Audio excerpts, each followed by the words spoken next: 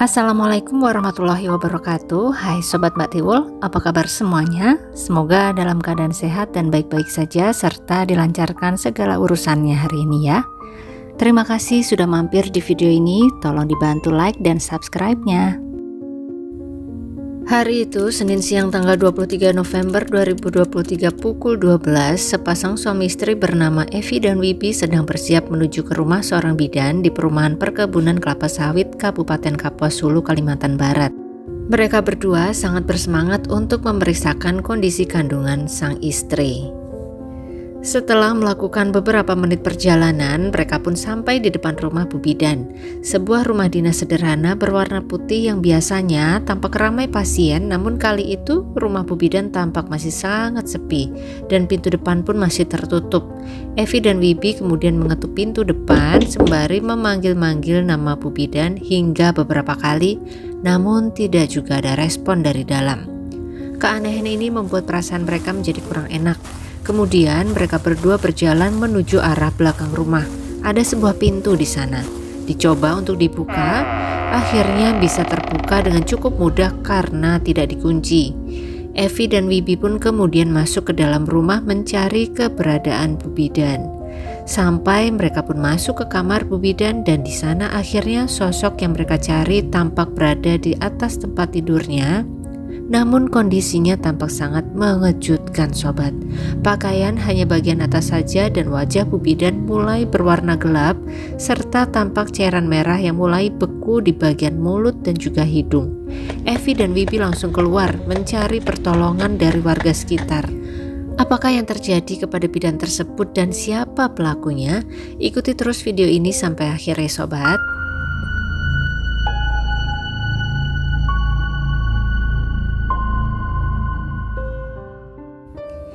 Hetty Kamila adalah seorang bidan lulusan dari Sekolah Tinggi Ilmu Kesehatan Kapuas Raya Sintang tahun 2019 dan kini bertugas di area perkebunan kelapa sawit Kecamatan Semitau, Kabupaten Kapuas Hulu, Kalimantan Barat. Usianya 26 tahun, statusnya masih single, wajahnya cantik dan menyenangkan, kulitnya putih cerah. Bidan Hetty tinggal sendiri di sebuah rumah yang terletak di perumahan Pondok 2 PT Belian Estate Perkebunan Kelapa Sawit di Desa Nanga Seberuang, wilayah Kapuas Hulu, Kalimantan Barat. Sedangkan kedua orang tuanya tinggal di Dusun Lidung, Desa Benuis, Kecamatan Selimbau. Berjarak tempuh sekitar 9 jam dari Kecamatan Semitau tempat Hetty tinggal. Bidan Hetty cukup terkenal di area perkebunan tersebut, begitupun sebaliknya dirinya juga mengenal banyak pegawai perkebunan karena masih tinggal dalam satu kompleks. Tugasnya sehari-hari adalah seperti bidan pada umumnya, memeriksa kesehatan para ibu hamil yang ada di kompleks tersebut. Tugas mulia itu dia jalani dengan senang hati. Suasana sekitar rumah pun sangat nyaman dan senangnya lagi ada sebuah pohon buah kedondong yang tumbuh di depan rumahnya. Bidan Hetty tidak pernah menyadari bahwa suatu saat pohon kedondong itu akan menjadi pencetus munculnya sebuah kejadian besar di dalam hidupnya, namun juga sekaligus menjadi petunjuk penting dari kejadian tersebut. Di hari Minggu tanggal 22 November 2023 itu, Bu Bidan bersiap untuk istirahat di dalam kamar, menyiapkan diri untuk bertugas kembali keesokan hari setelah libur. Dikuncinya pintu depan dan dirinya pun pergi ke kamarnya untuk tidur.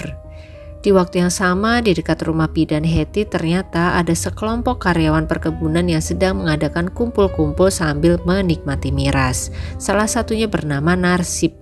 Narsip ini adalah seorang pemuda berusia 23 tahun yang bekerja di perkebunan tersebut.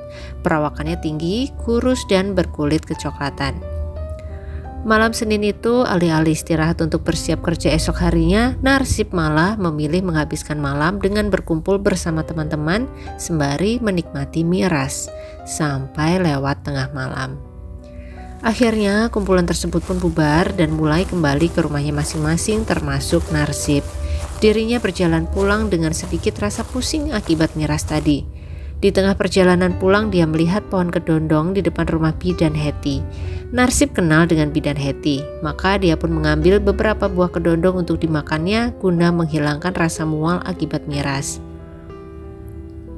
Di tengah-tengah memetik buah tersebut, entah bisikan dari mana, tiba-tiba dirinya teringat kepada pemilik pohon kedondong tersebut, yaitu Bidan Hetty. Terbayang cantiknya Bu Bidan, hasratnya pun tiba-tiba muncul. Maka Narsip mulai berencana melakukan aksinya. Sembari membawa kedondong yang baru saja dipetiknya, dia berjalan ke arah belakang rumah Bu Bidan.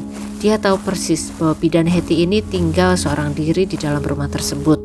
Narsip mencoba membuka pintu belakang rumah dan ternyata tidak dikunci.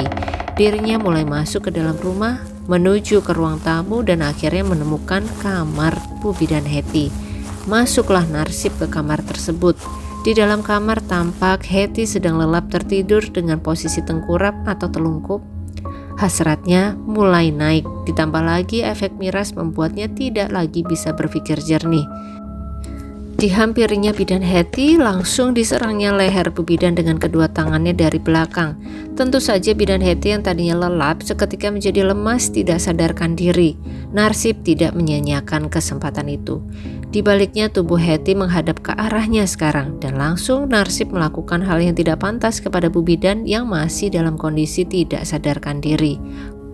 Buah-buah kedondong yang tadi dinikmatinya pun menjadi berjatuhan ke lantai. Narsip tidak menghiraukan buah-buahan itu lagi. Dirinya sibuk memanfaatkan kesempatan sebelum Bu Bidan tersadar dari pingsannya. Dan akhirnya tuntas sudah hasratnya. Narsip bersiap untuk kabur meninggalkan kamar tersebut. Namun tiba-tiba Bidan Hetty membuka matanya dan mereka beradu pandang sejenak. Hetty pun langsung mengenali pria yang tadi berbuat tidak pantas kepadanya. Narsip sadar betul kalau Hetty mengenali dirinya.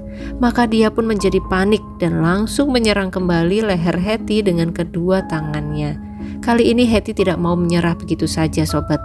Dengan sisa-sisa tenaganya dia berusaha melawan. Digigitnya tangan Narsip, dicekernya bagian pipi Narsip, serta ditariknya kalung yang dipakai oleh Narsip. Sekuat tenaga Hetty mencoba melawan. Namun apa daya, tenaga Narsip yang lebih besar pun akhirnya melemahkan serangan-serangan dari Hetty.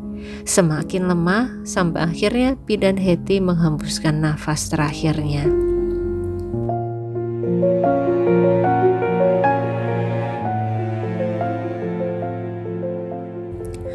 Menyadari bahwa Hetty sudah tidak bernafas, Narsip melepaskan kedua tangannya dari leher Hetty dan dia pun menunggu di dalam kamar tersebut selama kurang lebih 30 menit untuk memastikan bahwa Hetty benar-benar sudah tiada. Begitu sudah tidak ada lagi pergerakan dari Bidan Hetty selama 30 menit itu, Narsip langsung pergi meninggalkan rumah tersebut, ditutupnya kembali pintu belakang. Namun dia lupa telah meninggalkan jejak di dalam kamar berupa kalung dan juga buah kedondong yang telah digigitnya sebagian.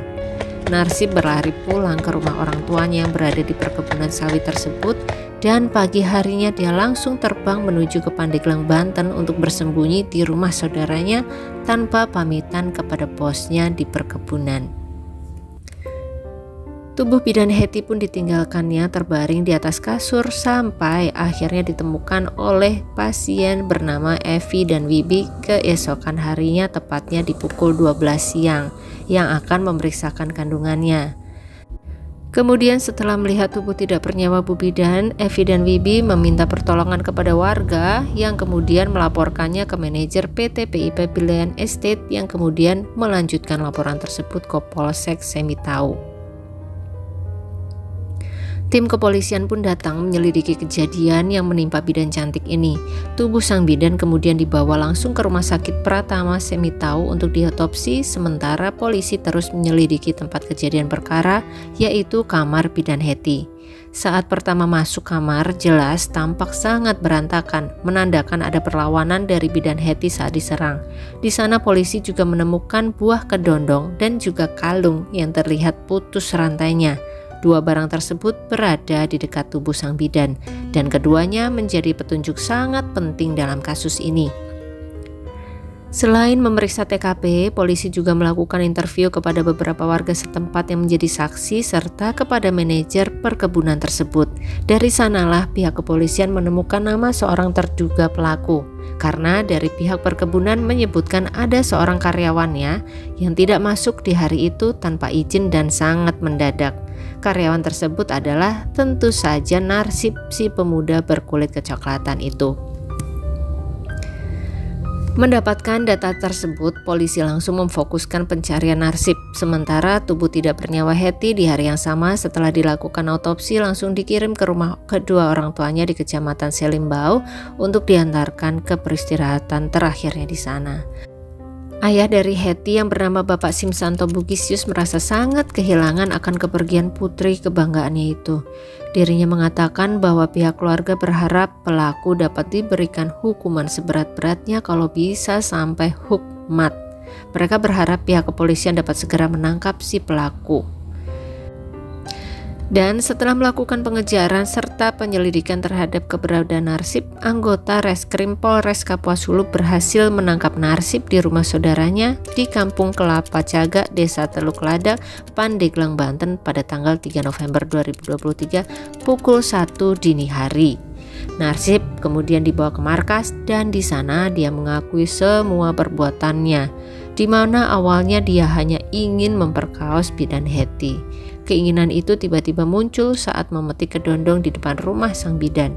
Namun saat tahu bahwa Bu Bidan mengenali dirinya, Narsip menjadi takut akan dilaporkan ke pihak berwenang. Maka saat itu juga muncullah niat untuk menghabisi nyawa bidan Hetty. Atas tindakannya ini, dirinya terancam dikenai hukuman penjara seumur hidup. Dan akhirnya pada sidang putusan di tanggal 16 Mei 2024, Majelis Hakim mengabulkan permohonan jaksa penuntut umum dengan menjatuhi Narsip hukuman penjara seumur hidup. Menghadapi putusan ini, pihak keluarga dari Hetty tidak menerima karena mereka menginginkan hukmat bagi Narsip mengingat tindakan yang dilakukan olehnya kepada anak kesayangan mereka.